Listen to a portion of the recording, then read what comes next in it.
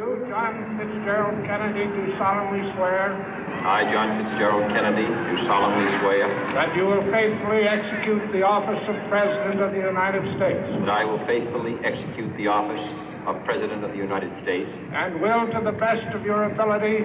And will, to the best of my ability. Preserve, protect, and defend the Constitution of the United States. Preserve, protect, and defend the Constitution of the United States. So help you God. So help me God.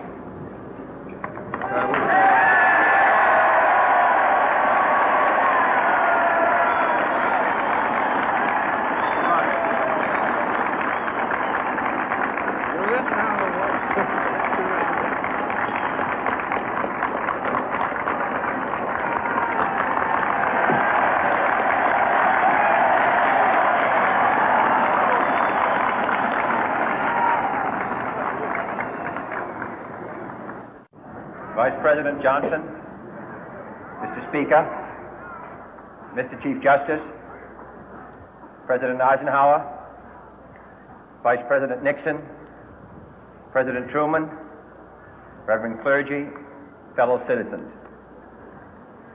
We observe today not a victory of party, but a celebration of freedom, symbolizing an end as well as a beginning, signifying renewal as well as change. For I have sworn before you and Almighty God the same solemn oath our forebears prescribed nearly a century and 3/4 ago. The world is very different now, for man holds in his mortal hands the power to abolish all forms of human poverty and all forms of human life. And yet the same revolutionary beliefs for which our forebears fought are still at issue around the globe. The belief that the rights of man come not from the generosity of the state, but from the hand of God. We dare not forget today that we are the heirs of that first revolution. Let the word go forth from this time and place to friend and foe alike that the torch has been passed to a new generation of Americans born in this century, tempered by war, disciplined by a hard and bitter peace, proud of our ancient heritage, and unwilling to witness or permit the slow undoing of those human rights to which this nation has always been committed and to which we are committed today at home and around the world.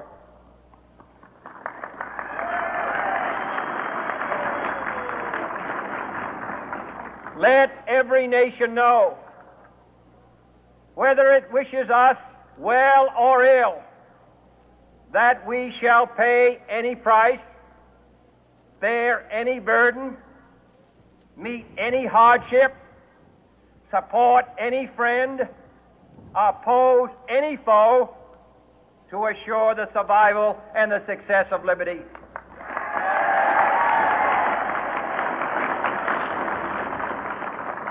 This much we pledge and more. To those old allies whose cultural and spiritual origins we share, we pledge the loyalty of faithful friends.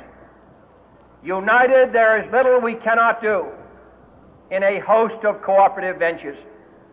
Divided, there is little we can do, for we dare not meet a powerful challenge at odds and split asunder. To those new states whom we welcome to the ranks of the free, we pledge our word that one form of colonial control shall not have passed away merely to be replaced by a far more iron tyranny. We shall not always expect to find them supporting our view, but we shall always hope to find them strongly supporting their own freedom, and to remember that in the past, those who foolishly sought power by riding the back of the tiger ended up inside.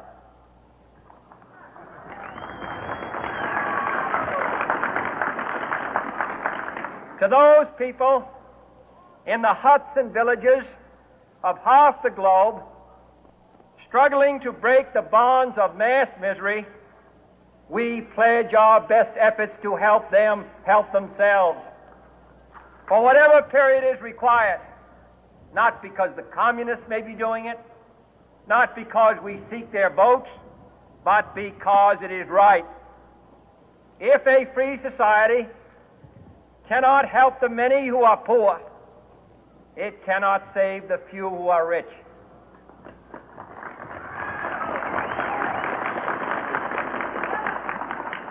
To our sister republics south of our border, we offer a special pledge to convert our good words into good deeds, in a new alliance for progress, to assist free men and free governments in casting off the chains of poverty. But this peaceful revolution of hope cannot become the prey of hostile powers. Let all our neighbors know that we shall join with them to oppose aggression or subversion anywhere in the Americas. And let every other power know that this hemisphere intends to remain the master of its own house.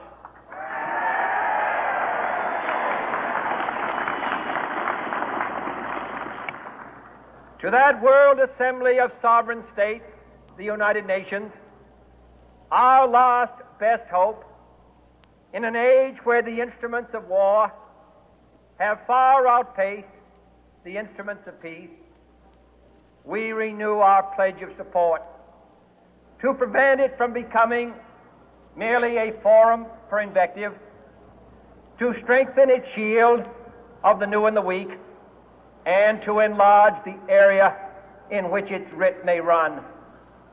Finally, to those nations who would make themselves our adversary, we offer not a pledge, but a request that both sides begin anew the quest for peace. Before the dark powers of destruction, unleashed by science, engulf all humanity in planned or accidental self-destruction, we dare not tempt them with weakness, for only when our arms are sufficient beyond doubt can we be certain beyond doubt that they will never be employed. But neither can two great and powerful groups of nations take comfort from our present course, both sides overburdened by the cost of modern weapons, both rightly alarmed by the steady spread of the deadly atom, yet both racing to alter that uncertain balance of terror that stays the hand of mankind's final war. So let us begin anew, remembering on both sides that civility is not a sign of weakness, and sincerity is always subject to proof. Let us never negotiate out of fear, but let us never fear to negotiate.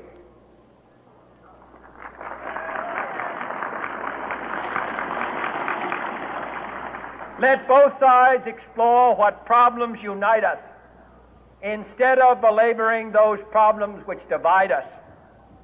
Let both sides, for the first time, formulate serious and precise proposals for the inspection and control of arms, and bring the absolute power to destroy other nations under the absolute control of all nations.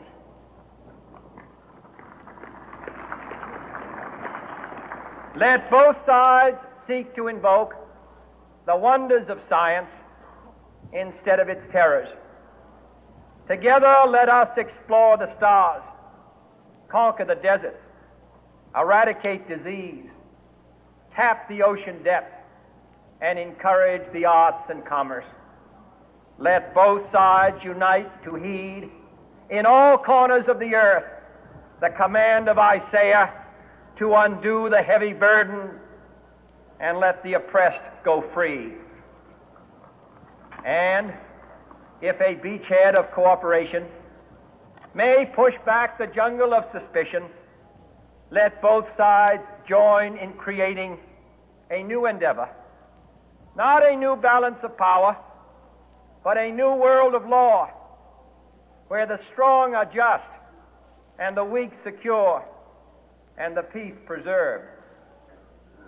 All this will not be finished in the first 100 days, nor will it be finished in the first 1,000 days, nor in the life of this administration, nor even perhaps in our lifetime on this planet.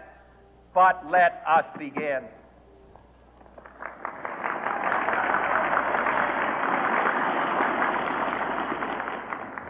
In your hands, my fellow citizens, more than mine, will rest the final success or failure of our course. Since this country was founded, each generation of Americans has been summoned to give testimony to its national loyalty. The graves of young Americans who answered the call to service surround the globe. Now the trumpet summons us again, not as a call to bear arms, though arms we need, not as a call to battle, though in battle we are, but a call to bear the burden of a long twilight struggle, year in and year out, rejoicing in hope, patient in tribulation, a struggle against the common enemies of man, tyranny, poverty, disease, and war itself. Can we forge against these enemies a grand and global alliance, north and south, east and west, that can assure a more fruitful life for all mankind? Will you join in that historic effort?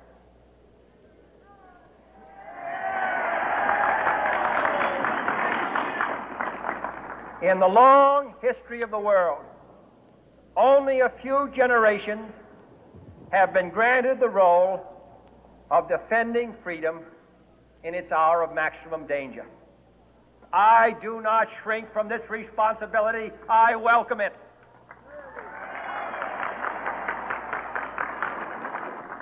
I do not believe that any of us would exchange places with any other people or any other generation. The energy, the faith, the devotion which we bring to this endeavor will light our country and all who serve it. And the glow from that fire can truly light the world. And so, my fellow Americans, ask not what your country can do for you, ask what you can do for your country.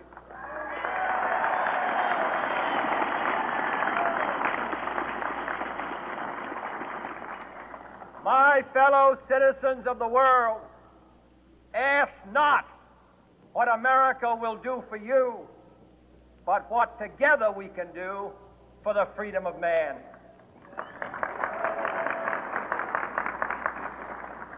Finally, whether you are citizens of America or citizens of the world, ask of us here the same high standards of strength and sacrifice which we ask of you. With a good conscience, our only sure reward, with history the final judge of our deeds, let us go forth to lead the land we love, asking His blessing and His help, but knowing that here on earth, God's work must truly be our own.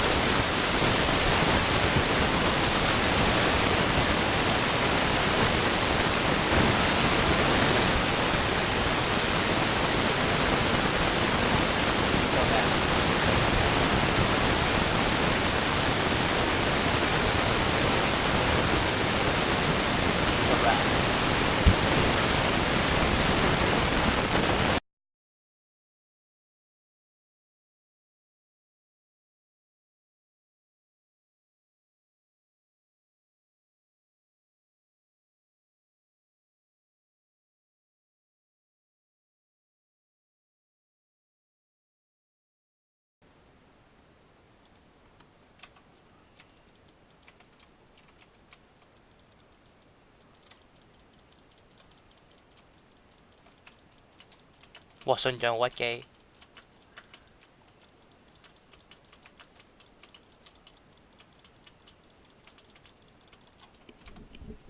爭少少啊仲。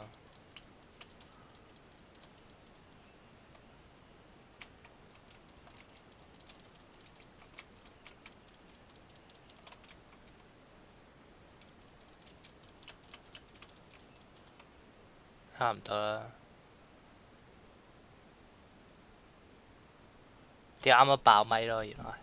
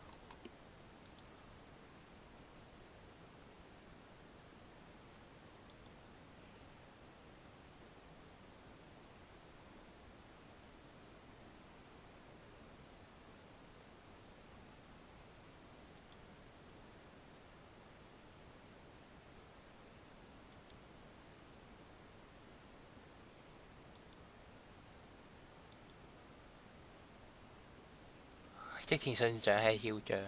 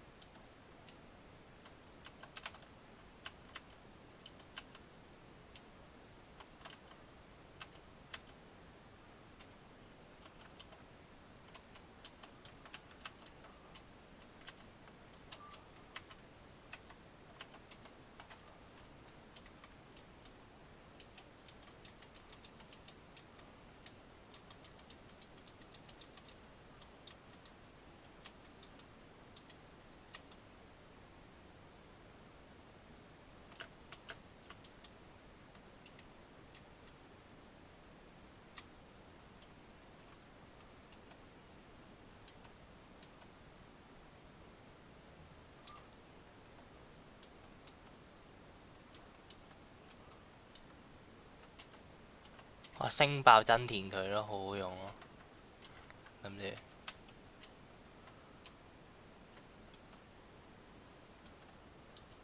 經驗咯，我用晒經驗佢咯，我已經唔緊要啦。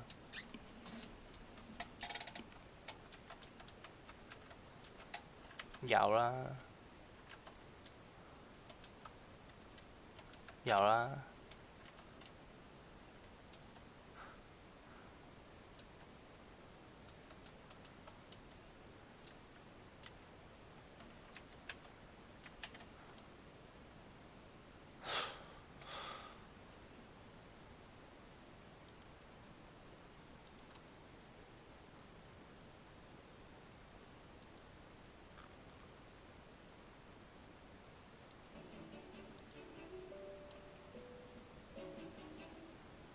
係啊，啱啱成隻 game 冇錄音添。做咩你想剪片啊？算啦，唔記得整啦。佢擺 backup 啫。唔記得整落去啦，頂唔記得教啊。唔緊要啦，唔緊要啦，少少嘢前面啫。打個關先知啊，即係睇埋劇情先知啊。屌！有時係咁啊，我開台有時唔記得咗。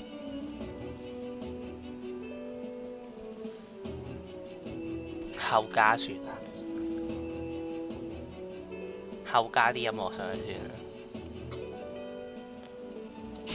勁膠啊！係咪睇翻啲片咪得咯？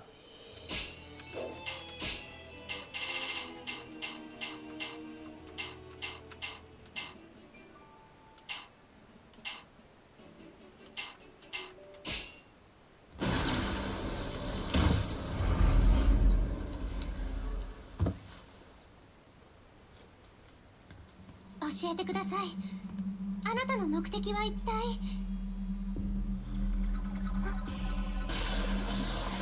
信長には我らの道を開くため戦ってもらっていた。まあ悪役を気取るにしてもちとやりすぎだと思うがな。お二人は？我らは戦界の住人。かつてお前たちと共にオロチと戦ったものだ。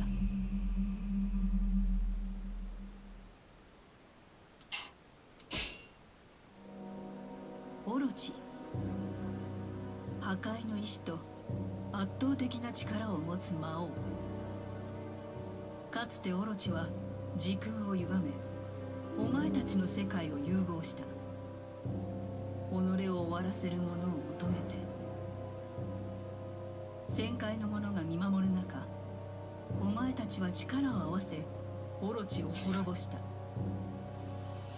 その後現れた幼者、そして佢第二集係 PS4 先有玩咯，舊真係。皆元の世界へ戻ったのだ。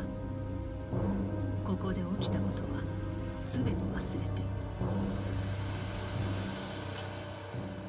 だが世界は再び融合した。オリンポスの神ゼウスの手によって。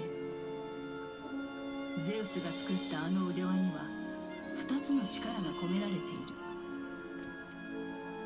一つはオロチの力。これにより失われたかつての絆が徐々に結ばれ、オロチが作り出した世界が再現されてい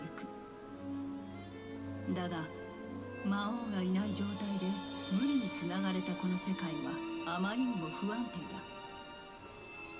我らのように強い力を持つ存在が強引に介入すればたちまち壊れてしまう。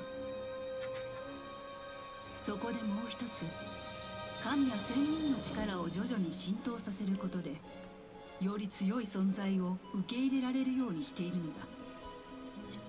だ。お前たちや信長が腕輪を使って單元了。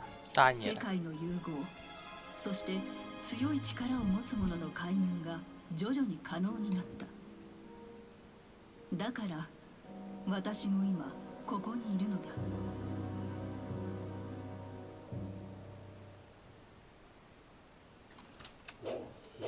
先啦，打完呢關先。你打完就玩啦咁。